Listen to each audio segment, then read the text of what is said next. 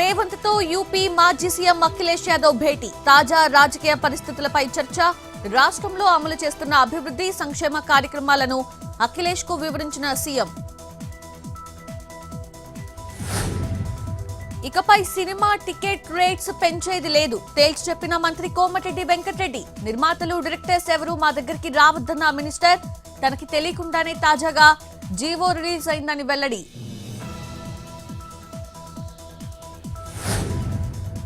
హైదరాబాద్ చంద్రనాయక్ తండా ప్రభుత్వ పాఠశాలలో food poison. మధ్యాహ్న భోజనం తిన్న 43 మంది విద్యార్థులకు అస్వస్థత.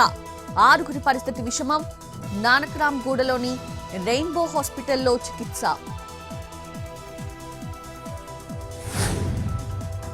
రాజన్న సిరిసిల్ల జిల్లా వేములవాడ నంది కమాన్ వద్ద కార్ బీభత్సం.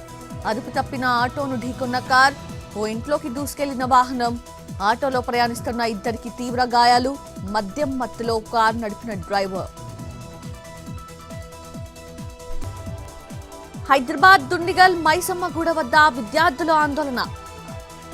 అమీన్పూర్లో శ్రవణ్ సాయిని కిరాతకంగా చంపిన ప్రియురాలి తల్లి బంధువులు. మాట్లాడదామని పిలిచి మర్డర్. హంతకులను కఠినంగా శిక్షించాలని విద్యార్థుల డిమాండ్. చిత్తూరు జిల్లా సోమలలో ఏనుగుల గుంపు హల్చల్. నేలుకూర పల్లిలో 15 క్వింటాళ్ల వరి బస్తాలు తినేసిన గజరాజులు. పంట పొలాలని తొక్కి నాశనం చేసిన ఏనుగులు. ఆందోళనలో అన్నదాతలు. ఏనుగుల గుంపు నుంచి తమ పంటలు కాపాడాలని విజ్ఞప్తి. రంగారెడ్డి జిల్లా తుక్కుగూడ వద్ద ఆటో బోల్తా. 11 మందికి గాయాలు. 2కి తీవ్ర గాయాలు. క్షతగాతులను హాస్పిటల్ కి తరలింపు. 15 మంది ఉద్యోగులను తీసుకుని వెళ్తూ ఉండగా అదుపు తప్పిన వాహనం.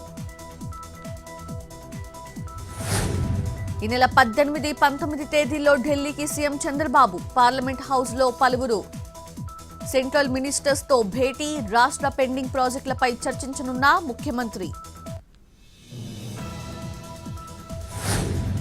జనవరి 30న అన్నా హజారే నిరాహార దీక్ష.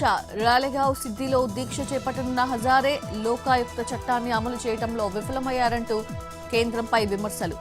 పదే పదే హామీలు ఇచ్చినప్పటికీ విస్మరిస్తున్నారంటూ ఆగ్రహం.